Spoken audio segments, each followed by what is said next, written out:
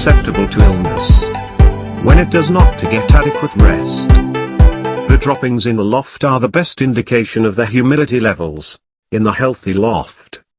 A low humidity, less than 55%, gives a consistently nutty brown dropping, whereas a higher humidity, greater than 65%, will produce green watery droppings.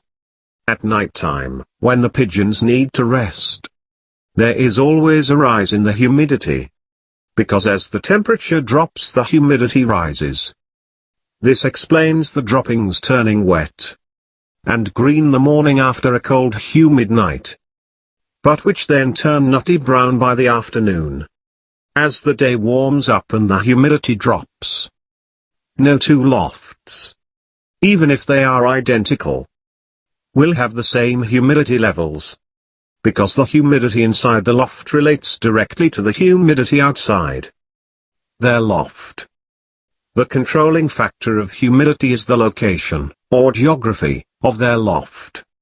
Often fanciers will recreate their previously successful loft design when they move from one house to another, but find that they are no longer successful flyers.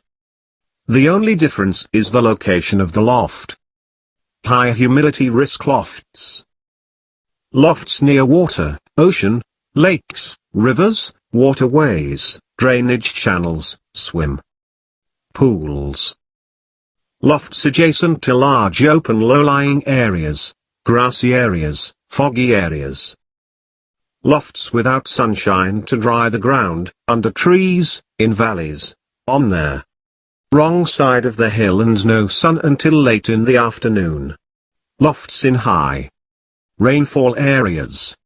These lofts require a loft design that stops the outside humidity, moisture, entering the loft. Insulation is the first step to controlling fluctuating temperatures and high humidity inside their loft.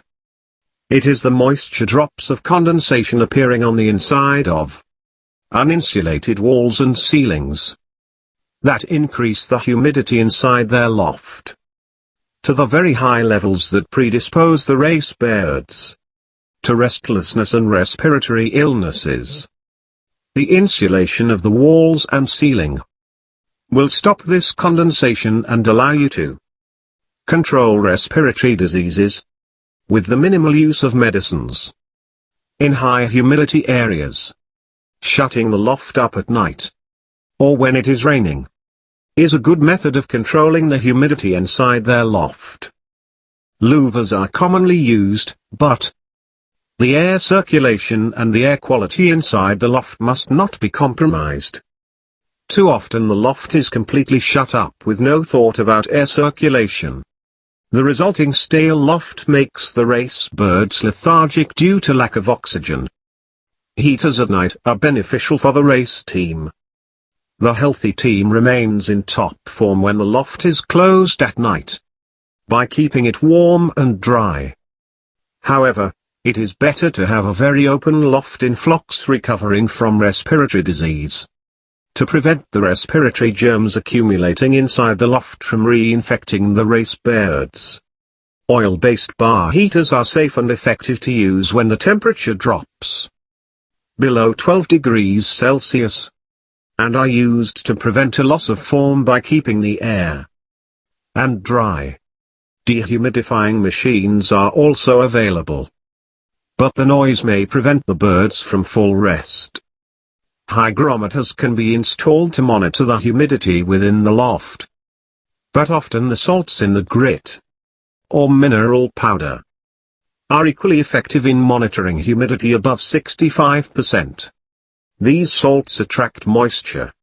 For example, F-vite darkens and becomes granular when the humidity is too high, and grits become dark and wet with moisture.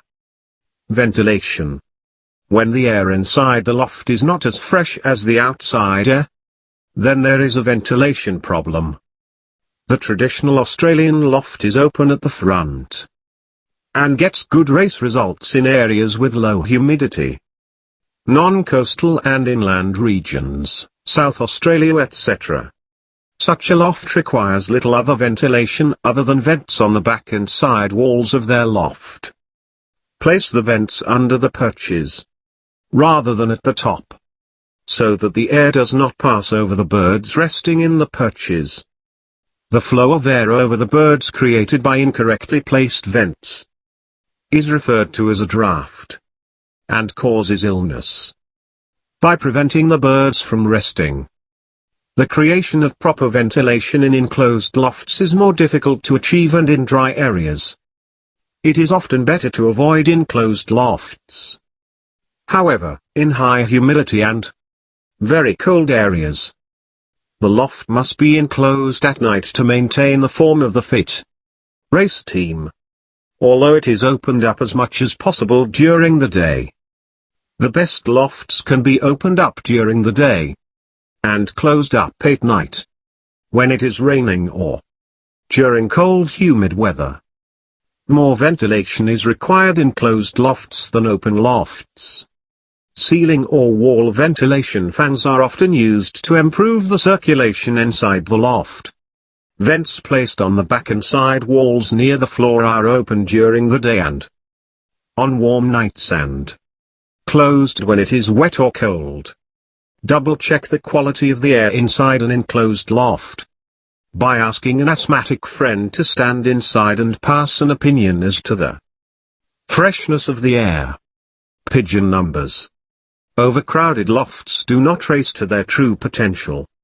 Overcrowding increases fighting, creates restlessness, and increases the staleness of the air. Overcrowded lofts have consistently good droppings, although the birds may be healthy. Often healthy nutty droppings return when the numbers are decreased. The best race results occur when the numbers are kept around 25 birds per 6 foot by 6 foot by 6 foot loft. You have to give the birds at least 2 square foot per bird. Square foot equals height times width. Wetness in the loft.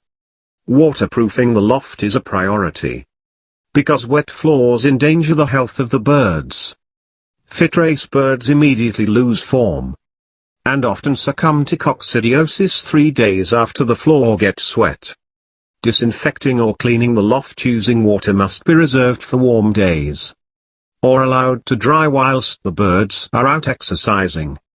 Concrete slabs hold water, and are not recommended for race lofts, and must be designed to drain and dry quickly when used beneath elevated flights during the race season. Clean loft. Pigeons love a clean loft and rest well when the perches and floor are cleaned free of droppings. Sand on the floor looks good, but is not recommended during the cold months of the racing season.